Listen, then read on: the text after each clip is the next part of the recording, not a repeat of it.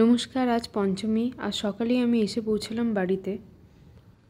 বাড়ির অর্ধেক লোক আগেই গ্রামের বাড়ির উদ্দেশ্যে বেরিয়ে পড়েছে।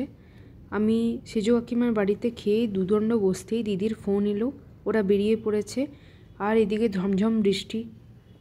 অগত্যা বন্ধুর স্কুটি করে যাবার ইচ্ছে বিসর্জন দিয়েই আমি চড়লাম টোটোতে। আধ ঘন্টা বেদম ঝাঁকুনির পর অবশেষে পৌঁছালাম। টোটোতে ওঠার ঠিক পরেই বৃষ্টি গেল বন্ধ হয়ে। স্ক্যাম চলছে চারধারে। নেমেও আমাকে বেশ কিছুক্ষণ অপেক্ষা করতে হলো।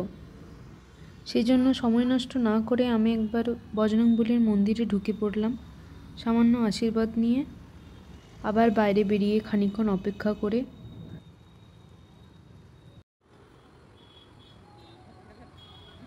আর এই কাশফুলগুলোও বোধহয় আমার জন্যই অপেক্ষা করছিল। আমি আসবো বলে এগুলো এখনও ঝরে পড়েনি। এই যে আমার দিদি আর এই ঘুমন্ত পুটু মহারাজ, বেচারা গাড়িতে উঠে ঘুমিয়ে পড়েছে।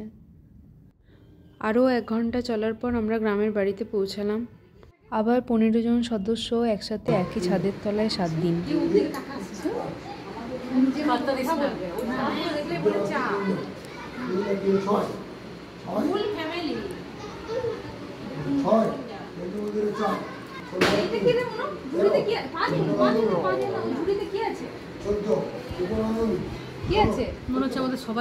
Hello hello.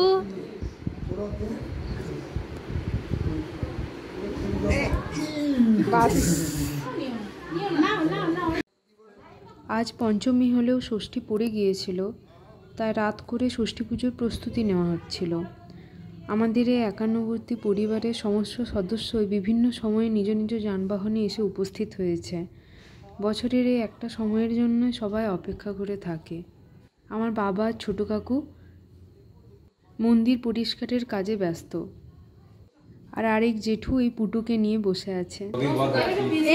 সবাই একটু যা বলছিস জোরে জোরে কথা বল। হ্যাঁ, তাও আমাদের দুজন নাই।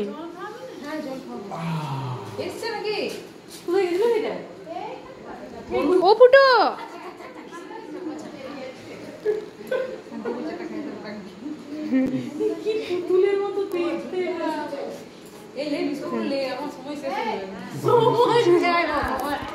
কোথায় বিস্কুট আছে বলতো?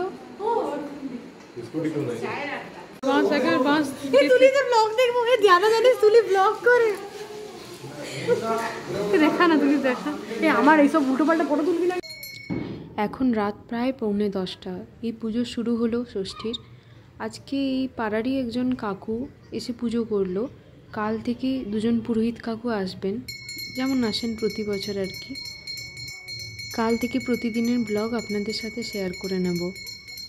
এই সোদা মাটির গন্ধ, মাটির টান আর সর্বোপরি মা দুর্গার কারণে প্রবাসে থাকা বাঙালিরাও দূর দূরান্ত থেকে ছুটে ছুটে আসে। আজ এই পর্যন্তই, দেখা হবে পরের ব্লগে। ততদিন হাসতে থাকুন।